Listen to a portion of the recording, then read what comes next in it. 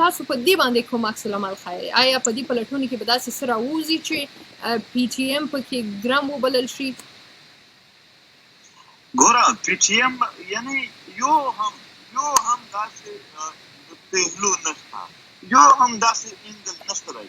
دلته ته دا د پښتنو تحریک، دا د مظلومانو پښتنو تحریک، دا د بېدرکه شویو خلکو د کورنیو تحریک، دا د لینډ ماینز د خلکو د تحریک، دا د وطن باندې چې کوم جبر ظلم لاند کورونه وطنونه بازارونه د دغو تحریک به یعنې په کوم انګل به دی غلط ثابت کېږي؟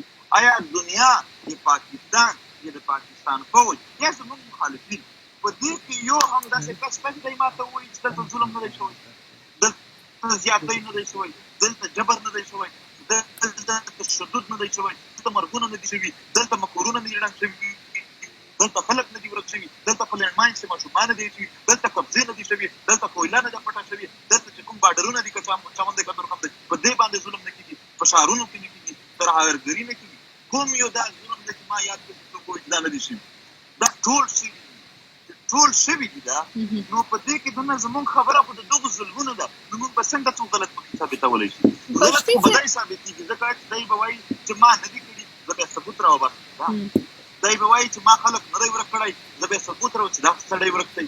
دی وایي چې لینډ ماینز خلک نه دي ورک دي، زه به ورته ثبوت راوړم. زموږ سره ثبوت موجود دي. نو په دې لاره کې منظور پښتین صاحب تاسو دلته د ثبوتونو خبره هم کوئ. زه دا خبره پوره دوی جبر کوي، دوی زیاتی کوي. اوس که دوی وایي هم چې په یو بنیاد زموږ نه غلي شي، کوم بنیاد دی هغه؟ دا دی چې دوی وایي چې تاسو غلي موږ به مو مړوو، ورکوو به مو په ماینونه کې به ستاسو د ماشومانو مخونه په بارودو توروو او سم ظلم به کوم. تاسو راته خاندئ، تاسو خوشحاله اوسئ. ولې ځکه چې زه زورور یم او تاسو کمزوري یئ. صرف په دې بنیاد باندې دوی وایي چې تاسو غلي شئ، چې دوی زورور او موږ کمزوري. موږ پښتانه یو، په دې حواله سره کټ انسانان یو، دا کمزوري زموږ نشته. خامخا خپل حقوق هم غواړو، خپل اواز هم. آیا ستاسو دغه کومې غوښتنې چې دي د حکومت څخه د پوځ څخه په دې کې کوم پرمختګ راغلی دی؟ کوم څه شوي دي چې هغوی ستاسو غوښتنې منلې وي تر اوسه؟ باوجود د دغې چې موږ غوښتنه هم کوو، ریاست ته پکار وه چې موږ ته بنیادي حقوق بغیر زموږ غوښتنې راکولی. ریاست ته پکار وه چې بغیر غوښتنې، دا ته ریاست وایي.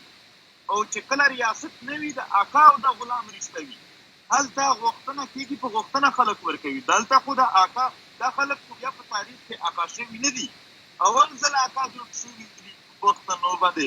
نو هغه په پښتو کې متل دی چې خدایه په داسې مې هم مړ مه کړې چې بیا مړ نه وي کړی.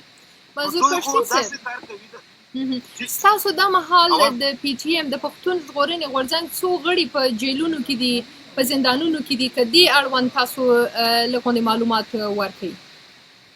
زموږ دې وخت 22 ملګري په جیلونو کې دي، خو دا مسله داسې نه ده چې 22 اوس دي. دا که راوشمارو هره میاشت کې زموږ 22 کسان په جیلونو کې، بیا هر خلاصېږي نور نه شي، بیا هر خلاصېږي نور نه شي. دا صرف یو خو د جیلونو مسله ده. بیا کورونو ته خلک ورځي، د چا پلار ته دمکي ورکوه چې زوی د دې منې شي، د چا تره ته دمکي ورکوه چې وراره منې کړه، د چا ماما ته دمکي ورکوه. دلته خلک یې دومره یرولي، دومره چې خلک یو بل ته د دغې نصیحت کوي چې پښتو ما پله، ننګ ما کوه. د دغو نصیحت خلک د مجبورې د لاسه یو بل ته سره سړي. نو آیا ستاسو د دې خبرو په لړ کې منظور پښتین صاحب کوه دغه یعنې مطلب دوی ورته تبغیرتوب کوه، دومره دوی یو خو نیول دي، بل ورسره په خلکو کې یره خورول دي. یره خورولو ته کلک لفظ دهشتګردي استعمالېږي. آیا د پښتون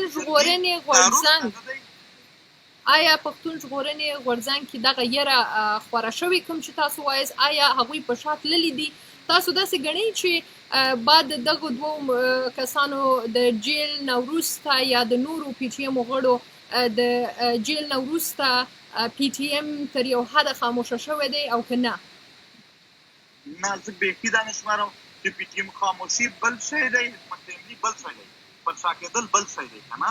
حکمت عملي ته ورباندې دلته د تحریک په باره کې دی، د خپل عمل پوهېدلو، موږ په خپل ټارګېټ پوهېدلو، موږ په خپل کار پوهېدلو چې په دې انداز باندې موږ کار کولی شو. موږ د خپل کار کولو دپاره خپله حکمت عملي ده نور نه پي ټي ایم کمزوری شوی دی نه یو ملګری پر شا شوی دی وجه څه دی وجه دا ده چې دا د پي ټي ایم ملګري چې راپورته شوي دي د پښتنو په غوړي دا د ده جهازونه لیدلي دي د ده ټانکونه لیدلي دي د ده خفیه ادارې د ده جیدونه د ده فوجونه د دوی سلمونه هر څه لیدلي دي په هغه نفس راپورته دی نو په کوم شي بیا پر شا کړي ستا ټول ظلم خو ده چې کړی دی یو ځل په هغې نفس راپورته دی نو لهذا د پر شا تګ دپاره اپشن نشته دی دلته چې پي ټي ایم کې څوک یو ځل راځي بیخي د دغې کار دپاره ټول چې څومره ظلمونه جبرونه وي دا په سوچ چې یو ځل تېر کړي وي چې دا به کېږي نو په هغې نفس دا هغه په پښتو کښې متل دی په څپه ده په بښنه سره چې خلک ورته تېر شول د سرونو نه خوله ترېنه خاطر په تشه خوله غوښته دا په سرونو ورته تېر دي د خپل وطن دپاره